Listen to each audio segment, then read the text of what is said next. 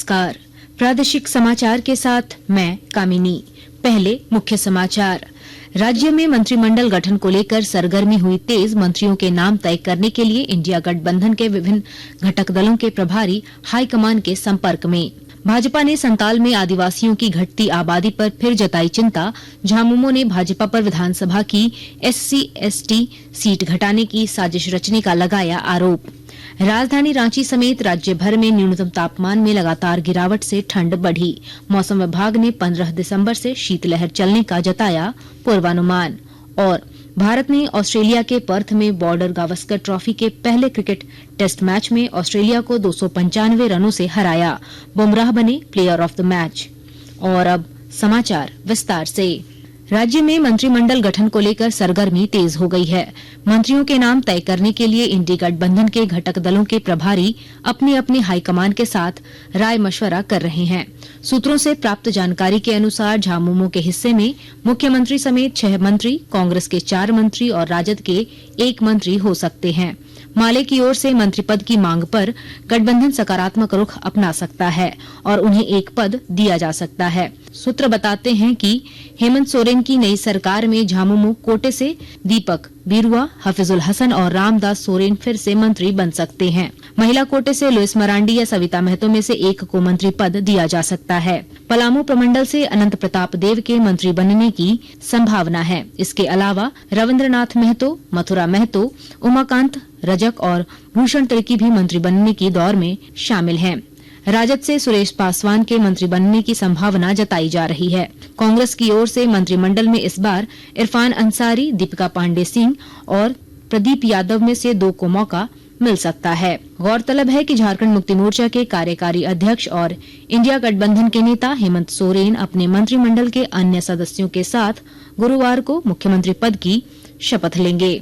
रांची के उपायुक्त वरुण रंजन और वरीय पुलिस अधीक्षक चंदन कुमार सिन्हा ने आज मुख्यमंत्री और मंत्रिपरिषद के सदस्यों के शपथ ग्रहण समारोह की तैयारियों को लेकर मोरहाबादी में कार्यक्रम स्थल का जायजा लिया।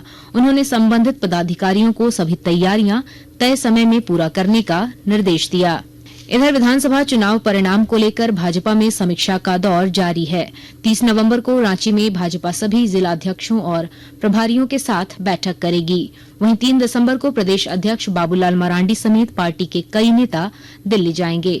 भाजपा के राष्ट्रीय संगठन महामंत्री BL संतोष के साथ बैठक में पार्टी के प्रदर्शन पर चर्चा होगी। इस बीच भाजपा के प्रदेश अध्यक्ष बाबूलाल मरांडी ने उम्मीद जताई है कि नई सरकार भ्रष्टाचार मुक्त शासन दे पाने में सफल होगी। उन्होंने दोहराया कि नई सरकार को SIT गठित कर राज्य में आदिवासियों की घटती आबादी की जांच करानी चाहिए।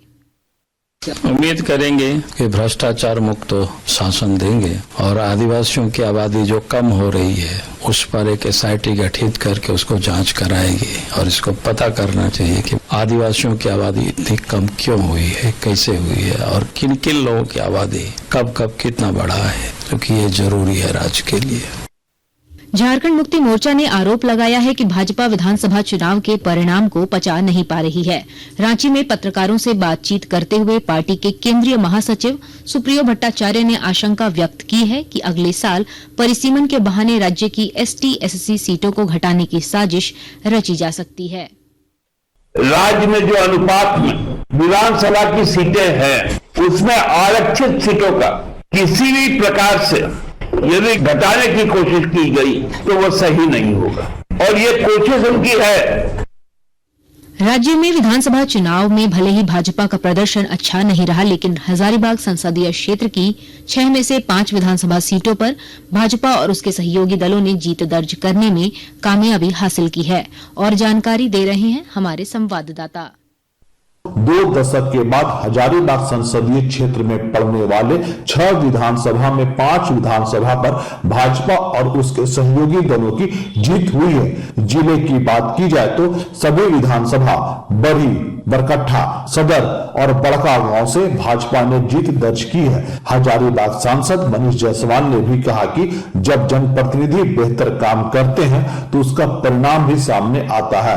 यही कारण है कि जिले में पड़ने वाले सभी विधानसभा के मतदाताओं ने भाजपा पर विश्वास जताते हुए मतदान किया है। गौरव प्रकाश, आकाशवाणी समाचार, हजारीबाग। आकाशवाणी के ताजा तरीन समाचारों के लिए आप हमारी वेबसाइट newsonair.gov.in पर लॉग ऑन कर सकते हैं। ताजा समाचार X handle @AIR news alerts और Facebook page All India Radio news पर भी उपलब्ध है। आप प्रादेशिक समाचार एकांश के X handle @AIR news _Ranchi और फेसबुक, इंस्टाग्राम पेज तथा YouTube channel AIR news Ranchi पर भी हमारे बुलेटिन सुन सकते हैं। प्रादेशिक समाचार आप आकाशवाणी रांची से सुन रहे हैं। एक विशेष कारोबारी समूह के खिलाफ रिश्वत के आरोपों और अन्य मुद्दों को लेकर विपक्ष के हंगामे के चलते संसद के दोनों सदनों की बैठक आज दिन भर के लिए स्थगित कर दी गई। संसद की कार्यवाही शुरू होने से पहले प्रधानमंत्री नरेंद्र मोदी ने आशा प्रकट की है कि संसद का शीतकालीन सत्र लाभकारी रहेगा और इसमें रचनात्मक विचार विमर्श किया जाएगा। श्री मोदी ने कहा कि यह सत्र लोकतंत्र के लिए गरिमापूर्ण ऐतिहासिक अवसर होगा।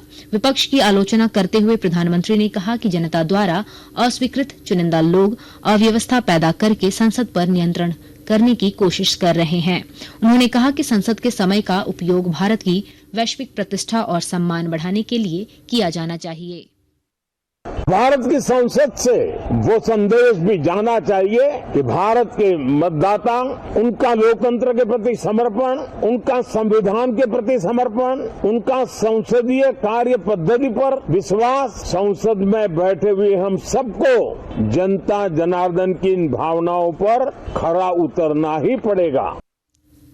केंद्र सरकार ने संविधान अपनाने की 75वीं वर्षगांठ मनाने के लिए अभियान चलाने की घोषणा की है। यह अभियान देश भर में कल से 26 नवंबर 2025 तक चलेगा। 26 नवंबर 1949 को भारत की संविधान सभा ने संविधान को अपनाया था और यह 26 जनवरी 1950 को देश में लागू हुआ था। संसदीय कार्य मंत्री किरेन रिजिजू ने नई दिल्ली में कहा कि संविधान सदन के सेंट्रल हॉल में भव्य कार्यक्रम आयोजित किया जाएगा। राष्ट्रपति द्रौपदी मुर्मू इस कार्यक्रम में संसद के दोनों सदनों के सदस्यों को संबोधित करेंगी। श्री रिजिजू ने कहा कि यह केवल संसद का नहीं बल्कि पूरे देश का उत्सव है। राजधानी रांची समेत राज्य के सभी जिलों में ठंड लगातार बढ़ रही है। सुबह कोहरे का असर भी देखा जा रहा है। कनकनी बढ़ने से कई जगहों पर सुबह और रात में लोग ठंड से बचने के लिए अलाव का सहारा लेने लगे हैं। मौसम विज्ञान केंद्र के प्रभारी निदेशक अभिषेक आनंद ने बताया कि रांची समेत राज्य के अधिकांश भाग में 28 नवंबर तक किसी बड़े बदलाव की संभावना नहीं है, लेकिन उसके बाद तापमान में अच्छी खासी गिरावट दर्ज की जा सकती है। उन्होंने बताया कि 15 दिसंबर के बाद एक महीने तक शीतलहर चलने की संभावना है। 28-29 तक अभी ठंड नहीं बढ़ेगी। एक बंगाल की खाड़ी में south east bay of Bengal में एक लो प्रेशर है जो कि डिप्रेशन तक जाएगा। इसके कारण कुछ ऊंचे बादल, हाई क्लाउड और मीडियम क्लाउड कुछ आ सकता है, तो अभी टेम्परेचर डाउन नहीं होगा। झारखंड में जो ठंडा पड़ रहा है, रिकॉर्ड जो टूटने वाला है 15 दिसंबर से 15 जनवरी है। ऑस्ट्रेलिया के पर्थ में बॉर्डर गावस्कर ट्रॉफी के पहले क्रिकेट टेस्ट मैच में भारत ने ऑस्ट्रेलिया पर 295 रनों की शानदार जीत दर्ज की है। यह जीत भारत की सबसे बड़ी टेस्ट जीत में से एक है। भारतीय कप्तान जसप्रीत बुमराह और मोहम्मद सिराज ने 3-3 विकेट लिए। बुमराह को प्लेयर ऑफ द मैच का खिताब दिया गया। विराट कोहली के नाबाद शतक और यशस्वी जायसवाल की 161 रनों की शानदार पारी की बदौलत भारत ने मेजबान टीम के सामने 534 रन का विशाल लक्ष्य रखा। इस जीत ने भारत को 5 मैचों की श्रृंखला में 1-0 की बढ़त भी दिला दी है।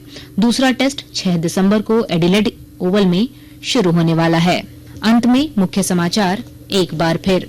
राज्य में मंत्रिमंडल गठन को लेकर सरगर्मी हुई तेज। मंत्रियों के नाम तय करने के लिए इंडिया गठबंधन के विभिन्न घटक दलों के प्रभारी हाईकमान के संपर्क में। भाजपा ने संताल में आदिवासियों की घटती आबादी पर फिर जताई चिंता। झामुमो ने भाजपा पर विधानसभा की ST/SC सीट घटाने की साजिश रचने का लगाया आरोप। राजधानी रांची समेत राज्य भर में न्यूनतम तापमान में लगातार गिरावट से बढ़ी ठंड। मौसम विभाग ने 15 दिसंबर से शीतलहर चलने का जताया पूर्वानुमान। और भारत ने ऑस्ट्रेलिया के पर्थ में बॉर्डर गावस्कर ट्रॉफी के पहले क्रिकेट टेस्ट मैच में ऑस्ट्रेलिया को 295 रनों से हराया। बुमराह बने प्लेयर ऑफ द मैच। इसके साथ ही आकाशवाणी रांची से प्रादेशिक समाचार का ये बुलेटिन समाप्त हुआ। नमस्कार।